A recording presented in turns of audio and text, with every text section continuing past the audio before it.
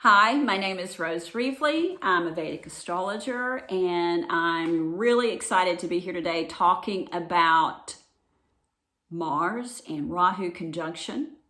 But before I get started, please remember to like and subscribe to my YouTube channel.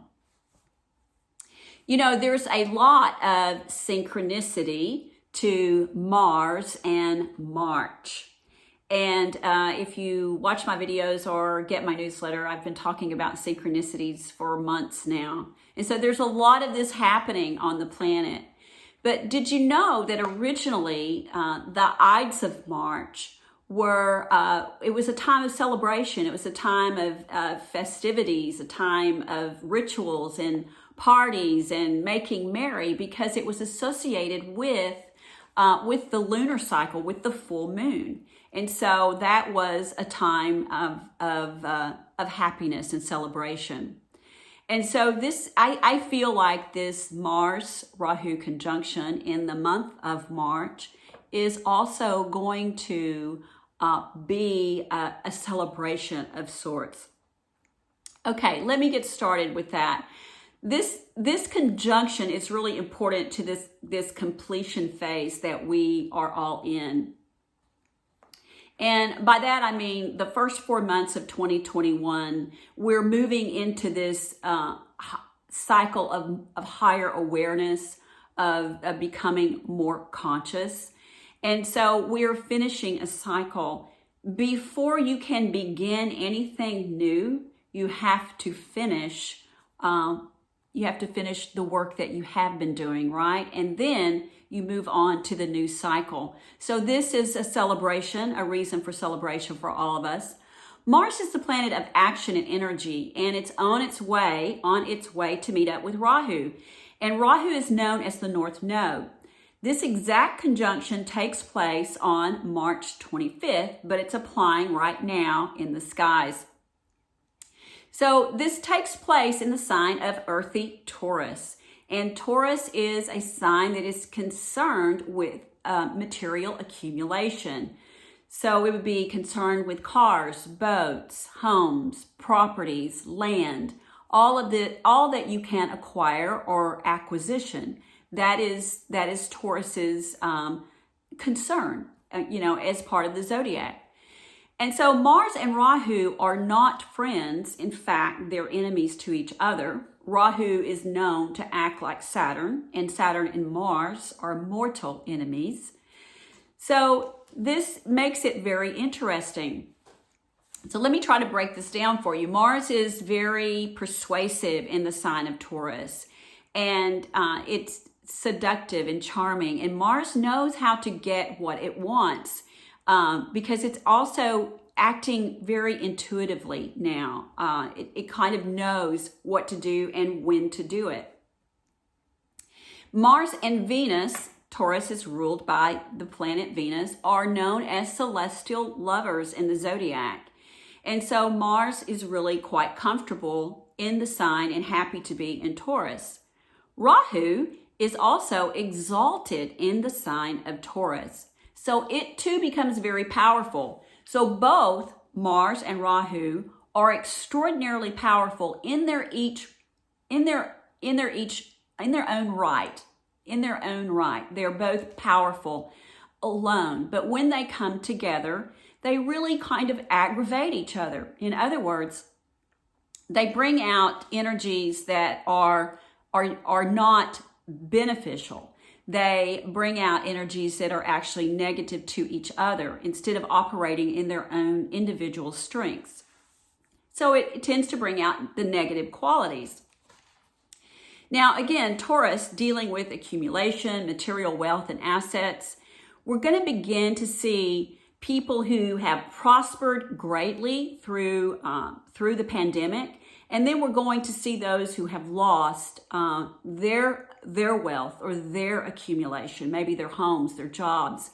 There's going to be a light specifically that I feel that is shown on this through messaging, through probably through the internet, of course, and through social media.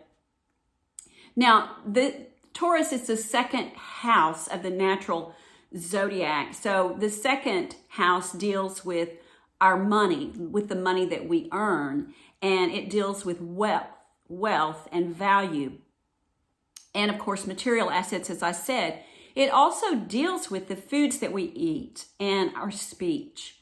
So we're going to see more around all of this, more information around all of this. It's almost like we may have a lot of light shown on all of these matters, food, perhaps because remember, Taurus is an earth sign, the foods that we eat.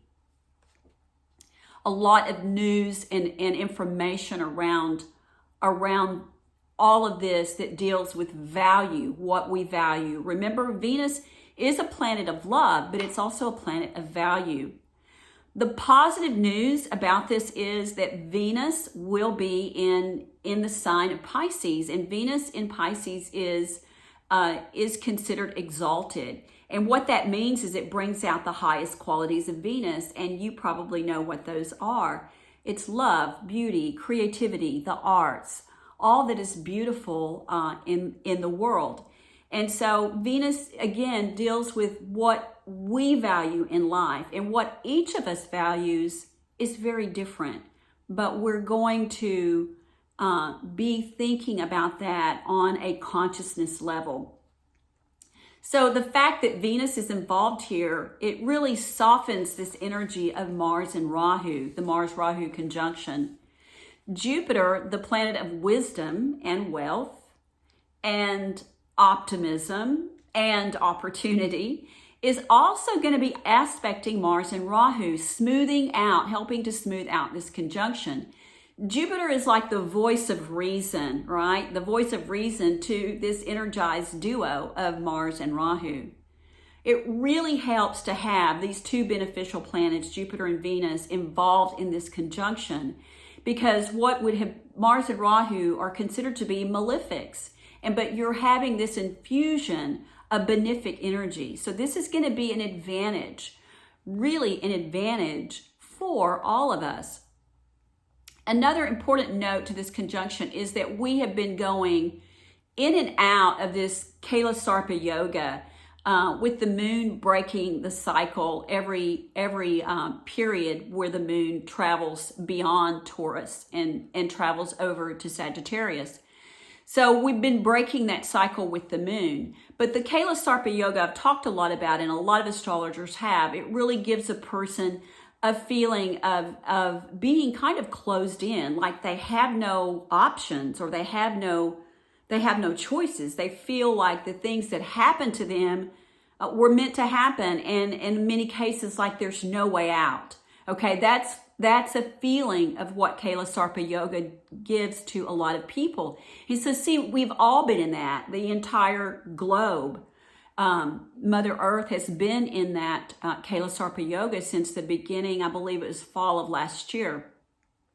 And so I know that many of you understand and know what I'm talking about. And so the moon represents our emotions, how it represents our feelings and how we're feeling at each and every moment. And it also represents our consciousness, our awareness. So during this Mars-Rahu conjunction, the exact conjunction, the moon will be in its own sign of Cancer. This is really important to our feelings because it will make us really connected to our feelings, what we're aware of, how we are growing in awareness and consciousness. So this is beneficial to everyone. It will feel as if a cloud is lifting from us, that this cloud that's been over us is lifting, is starting to disintegrate. So we'll start to connect with people that our new awareness is bringing us to. We're shifting, we're changing. The people that we perhaps were in alliance with before is beginning to shift.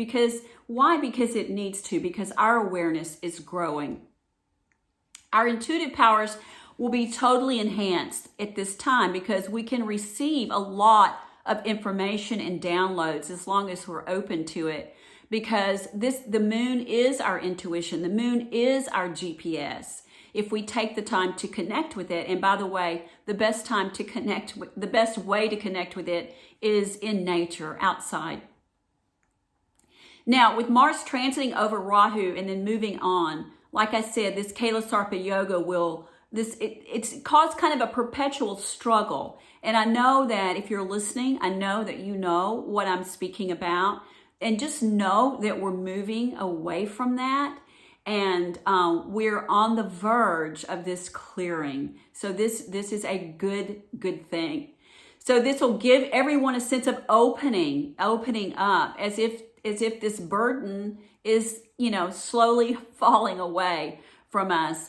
Mars will transit out of Taurus on April the 14th, and it will enter into the sign of Gemini, and effectively taking us out of this, finally taking us out of this Kala Sarpa yoga that has made us feel confined.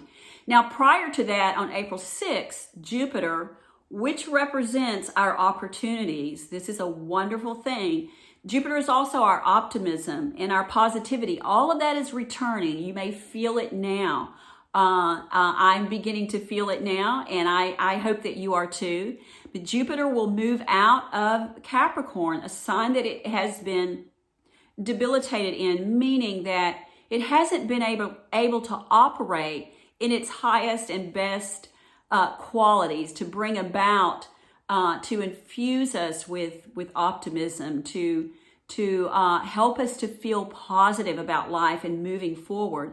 So that's going to change. And April 6th, Jupiter will move into the sign of Aquarius. And that's going to be a huge shift for everyone. And I'll talk more about that in my next video. So please hang in there, everyone. Keep your thoughts positive. Every thought you have has a size, a weight, a color, a sound, and a vibration. That's so important to know, that your thought has all of those qualities and characteristics, and that's what makes your thoughts so positive. So please hold Mother Earth and each other in positive thoughts. And remember that by doing that, you are staying in the light. Stay in the light. Namaste.